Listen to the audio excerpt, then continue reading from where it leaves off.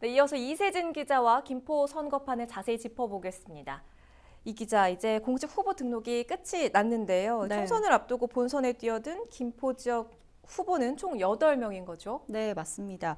앞서 후보 등록 첫날인 26일에 김포 갑에서 3명, 그리고 김포 을에서도 3명의 후보가 등록을 마쳤었죠. 이튿날이자 마감일인 27일에는 첫날 등록을 하지 못한 후보 2명이 선관위를 찾았습니다. 네. 모두 8명이 최종 후보가 돼서 출발점에 선 건데요.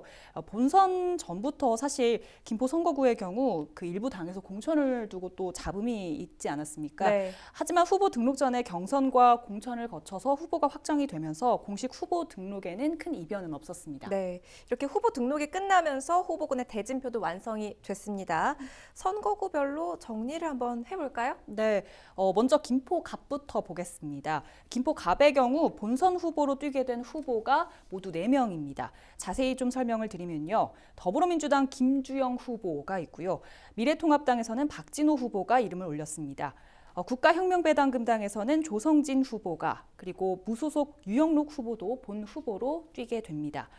김포 갑은 민주당 공천 이후에 후폭풍이 있었는데요. 네. 더불어민주당으로 예비후보 등록을 했던 유영록 후보가 탈당을 하고 무소속으로 끝까지 뛰게 됐고요. 나머지 세 후보는 더불어민주당과 미래통합당 그리고 국가혁명배당금당에서 각각 공천을 받아서 일찌감치 본선거를 준비를 해왔습니다. 네. 다만 당초 민생당으로 예비후보 등록을 했던 하금성 예비후보는 공천을 확정받지 못했습니다. 네, 김포 갑의 4명의 후보 살펴봤고요. 이번에는 김포 을 지역구로 가보죠. 네, 김포 을 지역구도 4명의 후보군이 본선에 이름을 올렸습니다. 먼저 더불어민주당 박상혁 후보에 이어서 미래통합당 홍철호 후보가 있고요. 민생당의 박채순 후보, 그리고 국가혁명배당금당에는 이상훈 후보가 있습니다.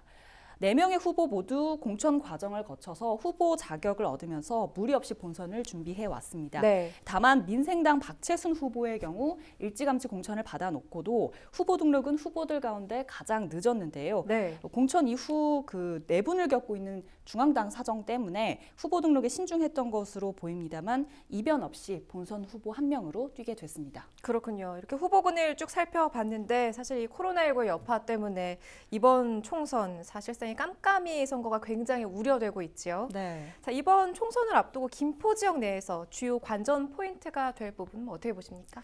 네, 먼저 김포 갑 지역의 경우 현역이 자리를 비우면서 무주공산이 된 지역구의 새 인물이 누가 되느냐가 가장 큰 관전 포인트가 되겠고요. 네. 김포 을 지역의 경우는 3선 도전에 나서는 현역이 자리를 지키느냐 아니면 새 인물이 21대 국회에 입성하느냐가 될 것 같습니다. 네. 두 지역구 모두 신도시와 원도심이 섞여 있고 서울로 출퇴근하는 시민들이 많기 때문에 교통이나 도시 인프라에 대한 지역민들의 관심이 매우 높습니다. 네. 그리고 인구도 계속해서 늘어나는 데다 김포 시민들의 평균 나이가 39세거든요. 굉장히 좋네요. 네, 때문에 교육이나 도시 개발, 환경에 대한 관심도도 아주 높습니다. 네. 또 도시뿐만 아니라 농촌과 어촌, 접경 지역까지 공존을 하고 있기 때문에 지역민들이 종사하는 분야도 굉장히 다양하거든요. 네. 그렇기 때문에 복잡하게 얽혀 있는 이 지역민들의 표심을 어떻게 끌어오느냐, 그리고 해묵은 현안에 대해서 어떤 차별화된 공약을 내놓느냐가 이번 총선에서 이기는 핵심이 될 것 같습니다. 네, 잘 들었습니다. 이세진 기자였습니다.